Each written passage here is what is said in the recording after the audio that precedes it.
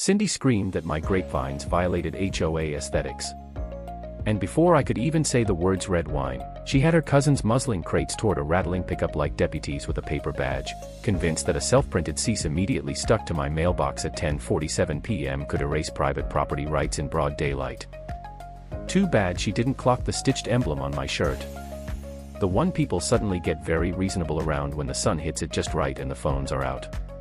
10 minutes later, the only thing getting evicted was her imaginary authority. The street sticky with late summer heat bees floating over the purple wash of fruit like tiny union reps deciding whether to strike or file a grievance. Neighbors drifting to the curb with coffee cups and folded arms. Kylie with a yoga mat under one elbow. Mr. Patel polishing his glasses as if clarity might make the nonsense make sense. A scooter kid parked at the corner of my driveway whispering, "Whoa." The way a kid whispers at the zoo when the tiger actually moves. And there was Cindy in a glittering visor, leveling a laminated booklet at my chest. The way some folks level a sermon, tapping a clause with her French manicure and reciting it. Like creme brulee, agricultural displays exceeding 8 linear feet and creating visual clutter may be removed if the homeowner fails to comply with written notice. Savoring each bureaucratic syllable while her cousin rolled a dolly toward my harvest table as if antioxidants threatened the republic. "You don't have the authority to confiscate produce," I said. "You don't have the authority to confiscate anything." Keeping my voice low because I wasn't going to be the guy who melts down on video. And Ulysses, my old shepherd mix with a philosopher's stare, leaned against my leg and offered a single worried huff that translated perfectly to, "Are we doing this?" And the crowd tried on Cindy's church smile like it might fit them. 2. Condescension lacquered in kindness. As she announced, we all agreed to standards, and I could find myself fined, not filmed, if I just keep my little hobby behind hedges for the sake of harmony. Harmony. I repeated, tapping the word like a dentist testing a tooth, and Hank Whitehair, steady shoulders, that ex-cop stillness that measures rooms by exits, watched from his fence like a man reading weather. Not sky but barometric pressure lifted 2 fingers in a quiet salute and I nodded a hair shy of a smile because there's an oldest move in suburbia. You know what I mean. The one where they push a reasonable person inch by inch until defending the obvious makes him look unstable and then they sell popcorn for the show. 10 minutes, Cindy announced like a game show host. Her cousin echoing 10 as he swung his phone from my vines to my face. This is what it takes to keep a community safe from antioxidants. And I could feel that old instinct flicker, the one that kept me polite through months of paper cuts and performative kindness. Tell yourself you're keeping the peace while someone scoots the line onto your porch.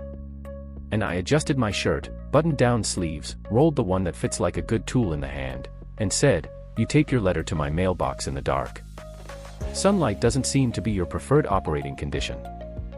Which thinned her smile, but not her confidence as the cousins did their roll clamp lift thump routine and a grape skin burst cool under my thumb. A tiny reminder that all this theater was stapled to something simple and honest that had grown quietly in the sun. "Step aside, please," she said, icing on a brick. So, I pivoted just enough that I wasn't physically blocking anything, and all the phones rose another inch because audiences love a man cornered by his decency. "Call enforcement," I told her. I'm a big fan of protocols. And the visor gleamed, but the eyes didn't. A cousin pried at a crate near my table, plywood groaning. Ulysses gave a low growl, and the cousin muttered, "Dog bites me, I sue." And I said, "He's a pacifist, unlike some people," which sent a hiccup of laughter down the curb until it died under the glare of small power. And somewhere 2 houses down, a leaf blower coughed and quit like it wanted to hear the ending, too. Let me back up a sec because the night before is when the fuse really got lit quiet enough on our street to hear your refrigerator cycle on. No sirens, no traffic, just the lonely flap of a flag. Someone forgot to take down and I heard the slap of tape against metal. Killed the porch light, eased the curtain, and there she was, visor on like it was stapled to her scalp, pressing a letter crooked onto my mailbox, smoothing it like a christening, walking away without a glance. Because that's Cindy's gift, a confidence so airtight the world rearranges itself to meet it. And inside the cheap copy paper called My Vines, an agricultural installation under community standards, adopted by unanimous consent, which sounded official until you tasted the mushy middle. Failure to comply may result in corrective action at the board's discretion. May not, shall not, must. Just maybe if we feel like it, and if no one asks for an actual vote, I poured half a glass of last year's Cabernet. Not my best, too eager, but it had bite and looked at the emblem on my work shirt hanging by the door. A stitched circle that makes people recalculate tone. Not a secret, just a card you don't throw unless the table needs to see it. And I decided 2 things before bed. Yeah, that happened. 1, I wasn't moving a single crate. And 2, I'd be wearing that shirt in the morning, not as a threat, just a reminder that I knew the difference between procedure and performance.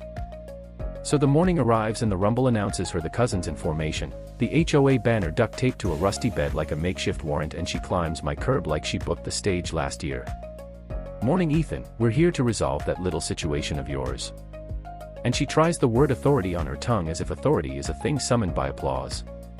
And the crowd hums along because property values are allergic to conflict. And Hank's gate clicks open and his eyes flick to the emblem over my heart. And Cindy sees it, too. And a tiny muscle in her jaw twitches. Then she charges ahead anyway because momentum is half her magic. Last warning. Ethan, she calls, and I close the space without blocking. Put it back, I say, and the phone's catch faces tilt. And I read her letter aloud. The May at the center of her bluff, the missing board vote, the skipped steps.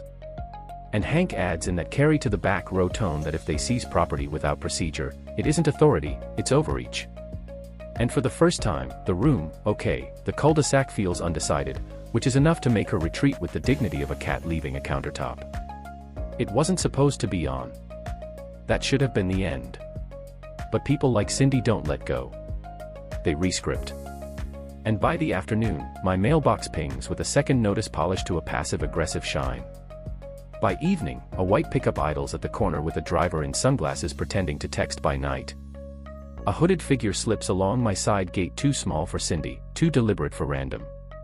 And when my motion light flares, the silhouette clips a few clusters near the fence. Not vandalism, a message, and I bag the bruised fruit like evidence, even though I'm not sure of the charge.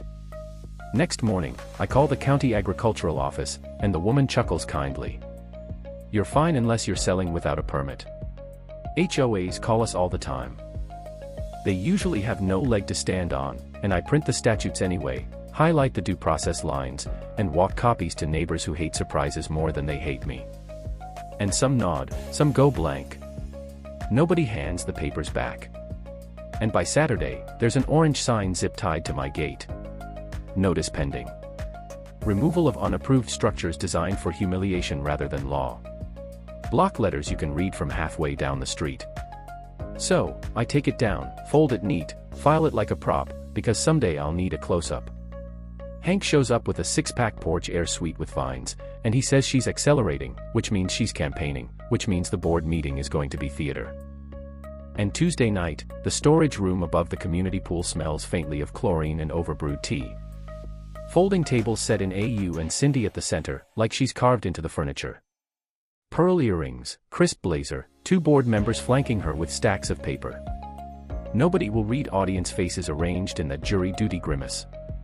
And she opens with a polished monologue about unsanctioned agricultural activity and collective enforcement measures, careful to talk about me without using my name like she's summoning a principal instead of a person. When it's my turn, I don't point at the emblem. I just let the overhead light catch it as I stand and read the bylaws. She skipped the board.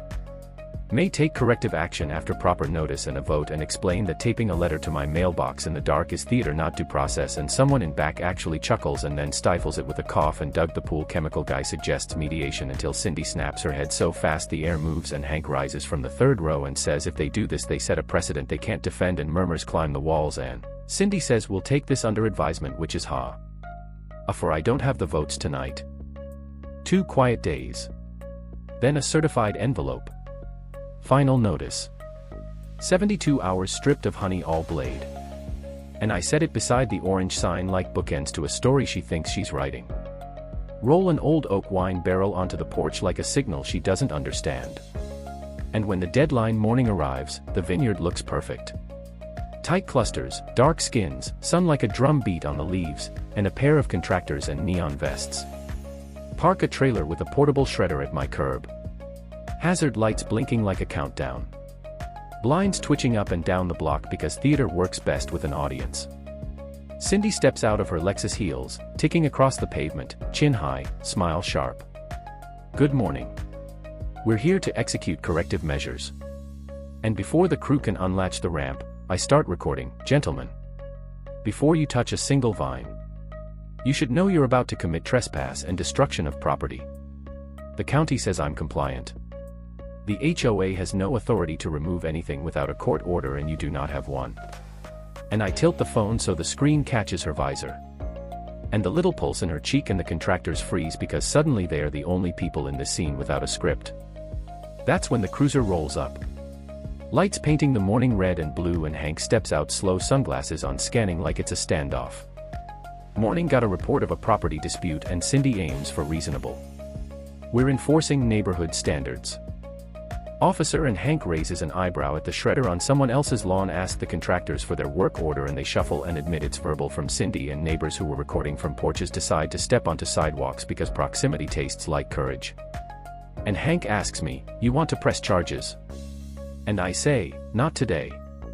But I do want the record to reflect that the HOA president authorized unauthorized entry and attempted property damage." There's a beat where you can see her calculating push or retreat. Her eyes doing the math, and then she pivots, heels ticking faster. Now the shredder rattles back to the trailer, the crew following like a parade of second thoughts, and the cul-de-sac exhales. People peeling off in 2s and 3s, rewriting their versions for the group chat. And Hank says she's rattled. She'll either back off completely or make one last bad move. And I tell him, either way, I'm ready, because by afternoon, I'm cutting fruit.